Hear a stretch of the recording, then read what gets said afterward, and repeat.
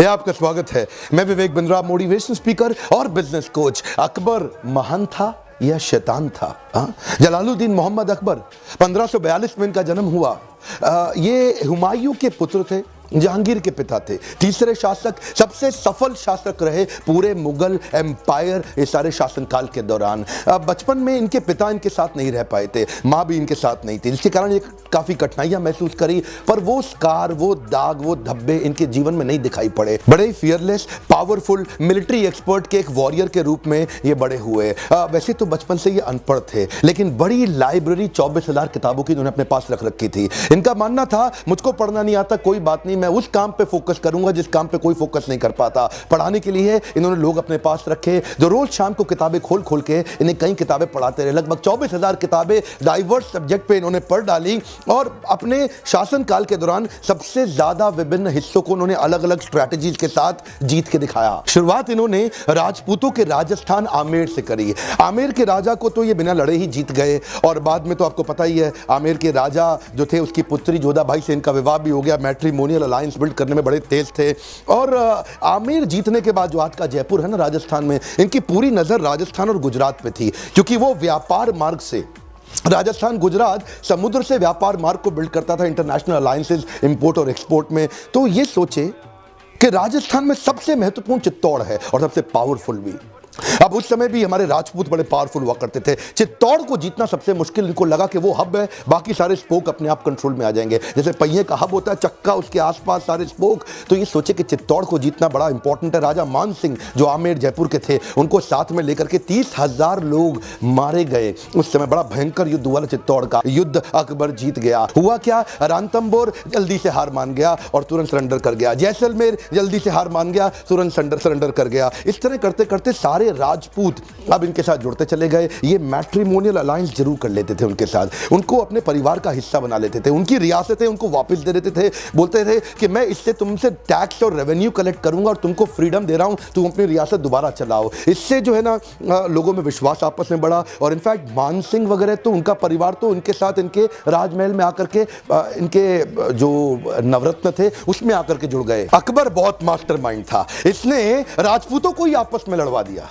राजपूत से लड़ने लगे। इसने राजा मान सिंह जिसको अपने साथ में कर रखा था, राजा मान सिंह से महाराणा उदय सिंह को लड़वाया, राजा मान सिंह से महाराणा प्रताप को लड़वाया। ये पूरा राजस्थान तो जीत गया था, लेकिन छोटी सी एक रियासत मेवाड़, मारो मेवाड़ी सरदार जिस पे दोधारी तलवार राणा, महाराणा प्रताप का वीडियो आपने देखा होगा। इसने भारत के उस समय के नॉर्थ वेस्ट सेक्शन को पूरा कंट्रोल में कर लिया। कश्मीर से काबुल से कांधार तक और उससे पहले का जो बलूचिस्तान पाकिस्तान का हिस्सा है, वो नॉर्थ वेस्ट सेक्शन को उसने बड़ा मजबूत बनाया। ये शुरू से जानता था जब भी अटैक होगा भारत पे, ये सेंट्रल एशिया से होगा। सेंट्रल एशिया समझते हैं ना, कजाकिस्तान, तुर्कमेनिस्तान, उज्बेकिस्तान, किर्गिस्तान, ये सब अफगानिस्तान, यहीं से सारा अटैक आता है। देखते हैं आप, हमेशा पंजाब के लोग फियरफुल हैं, हरियाणा के लोग बड़े पावरफुल होते हैं। आप उस तरह पाकिस्तान में जाएं, लोग बड़े लड़ाकू होते हैं। उसका कारण है जो नॉर्थ वेस्ट है, हिंदुस्तान और पाकिस्तान का ऊपर का सारा सेक्शन, ये लोगों पे बार बार इन्वेजन हुआ, इन्हीं के ऊपर बार बार आक्रमण किए गए। साउथ की द्रविड़ स्टेट चारों,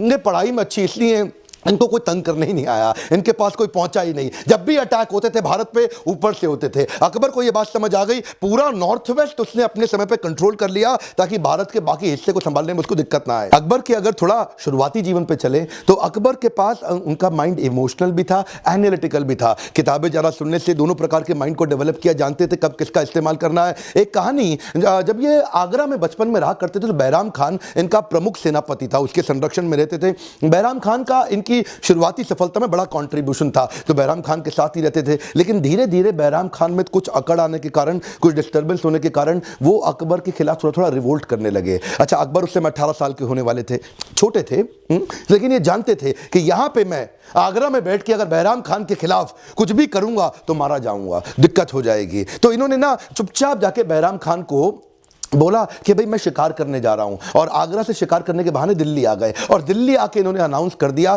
फरमान जारी कर दिया कि मैं ही शासक हूं, बैराम खान का कोई रोल नहीं रहा। अब बेचारा बैराम खान जैसी तैयारी करा युद्ध करने की, अकबर ने उसको तुरंत दबा दिया और बैराम खान ने जल्दी हार भी मान ली। वो अकबर को मारना भी नहीं चाहता था। इससे इनकी डिसीजन मेकिंग की क्षमता 18 साल की उम्र में पता लग जाती है कि रिएक्ट नहीं किया उन्होंने। आगरा में आकर के, दिल्ली में आके ध्यानपूर्वक सोच समझ के रिस्पॉन्ड किया। आगे भी इनकी कई आदतें थी कि अपने शत्रुओं को माफ करके उनको अपना मित्र बना लेते थे। कमजोर शत्रुओं को अपने खिलाफ बनाए रखने से अच्छा है उनको एक पावरफुल मित्र क्यों ना बना दे। बाज बहादुर जो कि मालवा का शासक था, उससे लड़ने के लिए उन्होंने आदम खान को भेजा। आदम खान ने जाके बाज बहादुर को उखाड़ दिया और वहां जाके शासन करने लगा। लेकिन आदम खान का स्टाइल तो वही था ना, अफगानी तुर्की स्टाइल, जाके औरतों की इज्जत लूट लेना, उनको तंग करना। तो ये अकबर वापस आया।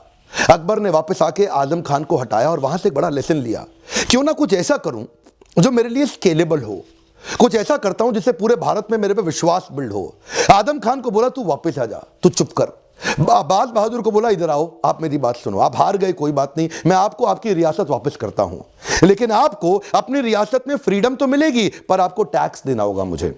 आप मेरे अंडर रहेंगे, मेरे कंट्रोल में रहेंगे और मैं आपको सिपाही अपने लिए तैयार करने के लिए हमेशा ट्रेन करता रहूंगा। जब भी युद्ध होगा आपको मेरे सपोर्ट में आना पड़ेगा। इसको बोलते हैं मनसबदारी। आगे इन्होंने मनसबदार भी बनाए। अकबर शुरू से बड़ा चतुर था, वो जानता था कि मैं अकेला कुछ नहीं कर पाऊंगा। स्केलेबल मॉडल को बिल्ड करने के लिए मुझे मिलिट्री एडमिनिस्ट्रेशन के लिए, सिविल एडमिनिस्ट्रेशन के लिए, एफिशिएंसी के लिए मनसबदार तैयार करने पड़ेंगे देश भर में, जो मेरे लिए मैन पावर, बढ़िया पावरफुल घोड़े जो कि तुर्की, इराकी, अफगानी घोड़े हों और बढ़िया शक्तिशाली हाथी वो प्रिपेयर करके रखेंगे। इनको मैं पे करूंगा। अच्छा, ये बनेंगे कहां से? इसके लिए उसने बड़ा ऑडिट सिस्टम बनाया। ऐसा नहीं किसी को भी मनसबदार बना दे, तो उसका ऑडिट करता था। उससे पहले इनकम एक्सपेंडिचर जो उनका रेवेन्यू का जो हेड था, वो पहले एक रिकमेंडेशन लेके आएगा, फिर मिलिट्री हेड रिकमेंडेशन लेके आएगा, 2 बार चेक एंड बैलेंस हो गया, फिर फाइनली अकबर उसको अप्रूव कर देगा, हाँ जी ये मेरा मनसबदार है। तो ये मनसबदार उसको स्केलेबल मॉडल में दिल्ली में बैठे बैठे, आगरा में बैठे बैठे देश भर में टीम तैयार करने के लिए बड़ा हेल्प करता था। देखिए ये इसे बोलते हैं इंटेलिजेंस। आप अकेले नहीं बढ़ सकते, स्केलेबल मॉडल के लिए हाई परफॉर्मेंस टीम ऐसे ही तैयार होगी। ये हिंदुस्तानियों को दोस्त बनाता था।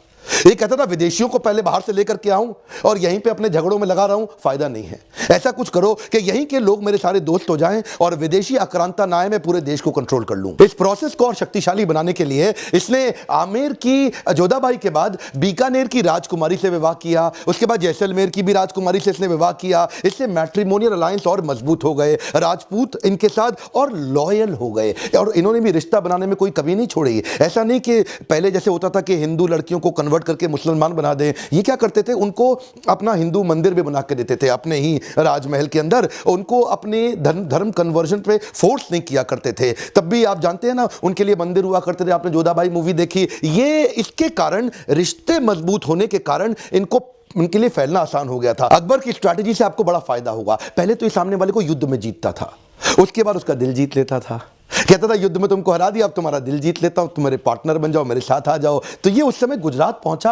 अहमदाबाद के बाद, अहमदाबाद इसके लिए जीतना आसान था, लेकिन वहां पे सूरत, बड़ौदा, भरूच, वहां मिर्जा लोगों का कब्जा था। इसने राजा मान सिंह के साथ में मिलकर मिर्जाओं को खदेड़ा, उनको हरा करके वो रियासत को अपना बनाया और वापस आया। उनको बोला चलो ठीक है, कोशिश करते तुम संभाल के देखो। जब ये अकबर दिल्ली जब पहुंचा, आगरा पहुंचा, तो वहां मिर्जा लोग फिर से अकड़ गए। बोले कोई अकबर नहीं है जी, ओए हम ही देखेंगे, यहाँ पे हम ही मालिक हैं। ये फिर रिवोल्ट मार गए। अच्छा, ये जानते थे कि अकबर आगरा से आएगा, उसको 60 दिन लगेंगे, 2 महीने का समय लगेगा। तो ये इतने में ये लोग अपने आप को प्रिपेयर कर रहे थे। इनको मालूम नहीं अकबर अनएक्सपेक्टेड, स्विफ्ट, बहुत तेज अटैक करता था। 60 दिन के रास्ते को अकबर ने फिर से 11 दिन में ट्रैवल किया।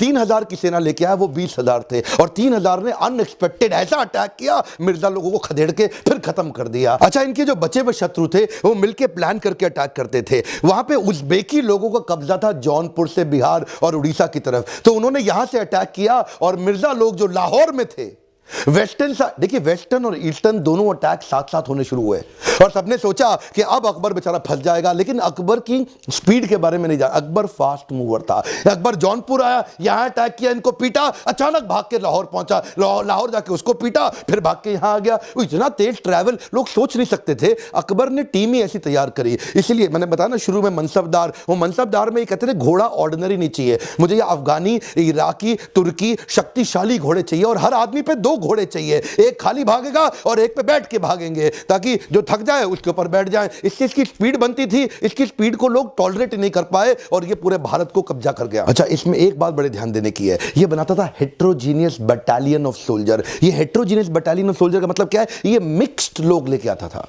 एक साथ एक लोगों की सेना नहीं रखेगा खाली। ईरानी, तुरानी, अफगानी, हिंदुस्तानी और उसके अंदर राजपूत, ये सब लोगों को मिक्स कर देता था। मिक्स इसलिए करता था किसी भी प्रकार से किसी एथनिसिटी पे, किसी धर्म पे या किसी भी प्रकार से कोई यूनियन ना बन पाए। ये लोगों को मिक्स इसलिए करता था कि ज्यादा एक्सक्लूसिविटी आ जाए तो रिवोल्ट होने के चांसेस बढ़ जाते हैं। ये ह्यूमन बिहेवियर को समझता था। मैं मारुति में ट्रेनिंग करते रहा हूं, आप मारुति हरियाणा का केस सारा का सारा लोग माने सर का जानते ही हैं। वहां क्या हुआ था, मारुति में भी यही दिक्कत थी। पहले केवल हरियाणा के लोग थे। जब एक प्रकार के लोग इकट्ठे होते हैं तो वो यूनियन को बहुत ज्यादा मजबूत कर देते हैं। तभी से मारुति ने क्या किया, केवल हरियाणा के लोग मत रखो, यूपी भी जाओ, वहां से लोग हायर करके लाओ मजदूर वर्कर, बिहार से लेके आओ नीचे उड़ीसा तक जाओ, एमपी, सीजी, छत्तीसगढ़, राजस्थान, ऊपर हिमाचल, उत्तराखंड, उत्तरांचल, सबके लोग लेकर के आए। वो मिक्स कल्चर हुआ। तो उसके बाद अब क्या हुआ, अब मारुति में आज दंगे नहीं होते हैं। मैंने बहुत ट्रेनिंग करी है मारुति में, आप जानते ही हैं। इसको बोलते हैं हेट्रोजीनियस बटालियन। मिक्स लोग रखो, आप डी रिस्क कर लोगे अपने आप को। अकबर की एक समझदारी का किस्सा सुनिए। उज्बेकिस्तान से जो वहां के सुन्नी मुसलमान थे, अब्दुल्ला सुन्नी, वो अकबर के पास आया। बोला देख भाई अकबर, तू भी सुन्नी मैं भी सुन्नी, और जो ईरान में पीछे यहां जो उज्बेक से ईरान का रास्ता जाता है सऊदी अरेबिया के लिए, जहां मक्का जाना होता है, बोला ईरान के जो मुसलमान है वो शिया है और तू और मैं तो सुन्नी है, हम दोनों तो भाई भाई हैं। ऐसा करते हैं, इस ईरान वाले को थोड़ा लपेट लेते हैं, इसको युद्ध करके हरा देते हैं, इसको खत्म कर देंगे तो हम लोगों के लिए, सबके लिए मक्का जाना आसान हो जाएगा और वहां ट्रेड रूट भी हमारे हाथ लग जाएगा। तो अकबर ने उसको जवाब में बोला, देख भाई उज्बेकी, ये शिया सुन्नी का झगड़ा मुझे मत सुना तू, मैं इस चक्कर में नहीं पड़ने वाला। मैंने गुजरात जीत लिया है। तेरे को अगर लोगों को भेजना है मक्का तो तू उज्बेकिस्तान से पहले गुजरात ले आ और मैं यहाँ समुद्र के रास्ते उनको मक्का भेज दूंगा, बिना झगड़े के काम भी चल जाएगा। देखिए अकबर जानता था कि ये लोग जब गुजरात आएंगे ना तो इनके पास ट्रेड बढ़ेगा। हाँ, ये जानता था E is equal to E. क्या मतलब हुआ, economy is equal to empire. जहां पे इकोनॉमी है, जिधर पैसा है, वही एम्पायर बिल्ड करता है। ये गुजरात एक्चुअली जीत के इसलिए आया। देखिए बाहर तभी सब अच्छा चलेगा जब पहले आपके घर में सब कुछ अच्छा रहे। ये घर में जो उन्होंने अपने नवरत्न बिल्ड किए थे ना, किसी मुसलमान शासक ने पूरे मुगल काल में अपने हिंदुओं को अपना मिनिस्टर, अपने नवरत्न बनाए। हाँ, राजा मान सिंह, तानसेन, राजा बीरबल, राजा टोडरमल, ये सब हिंदू राजा थे। और इनफैक्ट अब्दुल रहीम खाने खाना, उनकी जो माता थी ना, वो भी कृष्ण के लीनियज में से आती थी। वो सब भी कृष्ण के पुजारी हुआ करते थे। अब्दुल रहीम खाने खाना की जो माँ थी। तो ये जो इंक्लूसिवनेस इसने अपने नवरत्नों में बिल्ड किए, इसमें डिसीजन मेकिंग के कारण इनकी कमिटमेंट और बढ़ गई। पूरे भारत देश का दिल जीत पाने का एक और कारण था कि अकबर की एक पॉलिसी थी, possibility of conversion to and from Islam. क्या मतलब हुआ, आप इस्लाम में आना चाहते हो, आपका स्वागत है। आप इस्लाम छोड़ के जाना चाहते हो, आपको बधाई है। ये अकबर एकमात्र ऐसा शासक था जिसने जबरदस्ती नहीं करी। इसने तो एक कॉमन धर्म बनाने की कोशिश करी जिसको बोलते हैं दीन इलाही। इसने सारे धर्मों के लोगों को साथ में लेके आया, चाहे आप सिख हैं, जैनी हैं, पारसी हैं, जिनको बोलते हैं ज़ोरास्ट्रियन, आप हिंदू हैं या आप क्रिश्चियन हैं, उन सबको उनकी कॉमनैलिटी लाके जोड़ने की कोशिश करी। इसको बोलते हैं सुलेह कुल। क्या मतलब हुआ, पीस टू ऑल। इसने बना दिया कि इबादत खाना वो था एक कॉमन सेक्शन जहां सारे धर्म के लोग आकर के मिल करके अपनी अपनी पूजा कर सकें और एक दूसरे से चर्चा कर सकें, एक डायलॉग बिल्ड कर सकें। इनफैक्ट मीराबाई जो इनके शत्रु राजा की पत्नी थी, ये चुपचाप भेष बदल के मीराबाई के कृष्ण भजन भी सुनने जाते थे। अपने साथ तानसेन को भी ले जाते थे, आओ तानसेन चुपचाप सुन के चल के। तो वो जो है ना कृष्ण के भजन सुनना, उसके बाद कृष्ण के जो अर्चक विग्रह थे, जो उनके डीटी, जो उनकी मूर्ति थी, वहां जाके हीरो का हार रख करके आए। ये जो इनकी इंक्लूसिव ग्रोथ, इसके कारण उन्होंने दिल जीत लिया। और दूसरी तरफ औरंगजेब, हाँ, ये एक्चुअली ना पूरे मुगल एम्पायर के अंदर अकबर को हमेशा हीरो बोला जाता है और औरंगजेब वो तो विलेन है। अकबर ने अपने पिता के लिए हुमायूं टॉम बना दिया और औरंगजेब ने अपने पिता शाहजहां को जेल में डाल दिया। राजा बनने के लिए अपने भाई की हत्या कर दी। उधर अकबर ने एक्चुअली पिलग्रिमेज टैक्स हटा दिया कि आपको गंगा में स्नान करने के लिए टैक्स नहीं देना। औरंगजेब ने फिर से पिलग्रिमेज टैक्स लगा दिया, गंगा में स्नान करने के लिए आपको टैक्स देना पड़ेगा। इसने जजिया हटा दिया। जजिया क्या होता है, किसी भी नॉन मुस्लिम को शरिया में बताया गया है कि उससे आप टैक्स ले लो। इसने जजिया फिर से लगा दिया। अकबर टोल टैक्स सबसे यूनिफॉर्म लेता था कि किसी भी कोई टोल टैक्स कौन सा होता है, कोई व्यापारी जा रहा है गुड्स एंड सर्विस लेके तो उसे टोल टैक्स लेते हैं। लेकिन औरंगजेब क्या बोला, अगर आप मुसलमान हैं तो 2.5% टैक्स दो, और अगर आप हिंदू हैं तो 5% टैक्स दो। अकबर के शासन में आपको खुश रहने के लिए, सफल होने के लिए मुसलमान होना जरूरी नहीं है। लेकिन औरंगजेब, अगर आप मुसलमान नहीं हैं तो मैं या तो आपको मार दूंगा, आपके मंदिर तोड़ दूंगा, आपको खत्म कर दूंगा। औरंगजेब एक पक्का विलेन, जिसको ना हिंदू पसंद करेगा, ना मुसलमान, ना किसी प्रकार का कोई देश, ना कोई जात, ना कोई धर्म। अकबर महान था या शैतान था, यह निर्णय आप ले लीजिए। पर उसने सामाजिक रेवोल्यूशन, कई सारे सोशल रिफॉर्म्स लेकर के आया। पहली बार उसने बाल विवाह बंद कराए, उसने सती प्रथा, जबरदस्ती औरतों को आग में जला देना, वो उसने बंद कराया। उसने दास प्रथा बंद कराई। दास प्रथा का मतलब क्या हुआ? जब कोई मुगल राजा आकर के किसी शासक, किसी सल्तनत को जीत लेता था तो उनकी बहुओं को, उनकी बेटियों को अपने हरम में डालता था, उनका बलात्कार करता था, उनके पतियों को अपना दास बना लेता था। यह पहली बार है कि इंक्लूसिव ग्रोथ लाके एक पॉपुलर लीडर बनने का प्रयास किया। और हमारे देश को भी ऐसे ही अच्छे, पावरफुल, शक्तिशाली लीडर चाहिए जो सबको साथ लेकर चल सके। वो नहीं चाहिए जो जाति और धर्म पे लोगों को बांटे और काटे। इलेक्शन का समय, डिसीजन आपको लेना है कि कैसी सरकार अच्छी होनी चाहिए। कमेंट बॉक्स में मुझे बताएं कि ऐसे कौन से लीडर्स हैं जो आपको लगता है राजनीतिक लीडर जो हमारे देश को, सबको साथ में लेकर के डेवलपमेंट करें, ग्रोथ करें और नौटंकी नाटक ना करें।